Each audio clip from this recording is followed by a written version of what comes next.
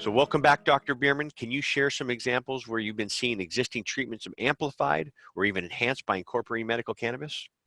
Absolutely. Actually, I just came back from giving a presentation in Bangkok, Thailand, and I was impressed with the number of integrative medicine, holistic medicine, and functional medicine practitioners that were there. And these are people who believe in using a wide variety of modalities to deal with treating various medical conditions, certainly including pain. So we've talked about the fact that muscle relaxants and opiates are useful in treating pain. One of the things I didn't mention is that pain often interferes with sleep, and so when people are sleep deprived, they often exacerbate their pain. So you want to get a lot of sleep, and you probably want to avoid prescription pain medications. The most common time to take cannabis is at bedtime. So I think that's a good first point to start with here. Also, if a person is taking an opiate, the opiate receptors are different than the cannabinoid receptors. There are no cannabinoid receptors or few CB1 receptors in the brainstem. The brainstem is what regulates respiration, and when people take other drugs that may do them in, it's because of suppression of respiration. And that's why no one has ever died from an overdose of cannabis, because it does not suppress your respiration. So when you're taking cannabis with opiates, you're not exacerbating that problem, because the opiates do cause suppression of respiration.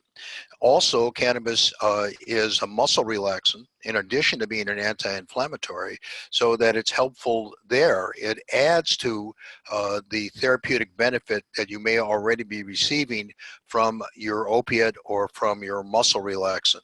Now, some people get so much benefit from cannabis that they're able to stop using their prescription medication entirely. Also, some people will use cannabis prior to going to their physical therapist or prior to doing yoga, both of which some people have found have been beneficial in terms of dealing with their joint pain. You talk about replacing opioids, and Corinne and I have been and still continue to speak at neuropathy pain groups, both for cancer and diabetic neuropathy, and they're finding that they're able to titrate off their medications, and some have even gone completely off the medications after titrating and working with a medical professional and just using cannabis as an alternative motive, with success. They don't have any constipation. That's a lot of pain that they go through as well. And there is a pill, opioid-induced constipation pill, which I think is crazy, but if you can, eliminate that and try cannabis and it works, then fantastic. And it sounded like you were about to say something, Dr. Bierman. Well, one of the best things about cannabis is its side effect profile. Yeah. And I don't remember anybody who has had to take a second pill, a second medication, to deal with side effects from cannabis. And that often happens with other medications that people are prescribed. You mentioned dealing with the constipation that can occur with the opiates.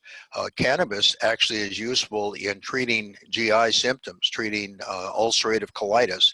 In that case, we're talking generally about diarrhea, we're talking about abdominal pain. It does slow down the speed of transit time of waste products through your GI tract, but it doesn't stop things up the way that opiates do. So cannabis does not have a lot of significant side effects. In fact, in 1988, after a 2-year rescheduling hearing, the DEA's chief administrative law judge, in his finding of fact, said that cannabis was one of the safest therapeutic agents known to man, and that it was safer than eating 10 potatoes. So I think that patients should not feel uncomfortable about adding cannabis to their treatment regimen. And frankly, they should have a physician that they can feel comfortable in discussing this with. Gotcha. So a great explanation. I appreciate all your knowledge on this too. So I know we've discussed this in previous lessons, but remember, cannabis is not your last option. Look at this as a beginning option. You've even heard from Dr. Bierman that this should be one of the first options that you have access to and be more informed about. So make sure that you share this information with your friends and family. It's important that patients and their loved ones know that this is out there and it could be just what they need.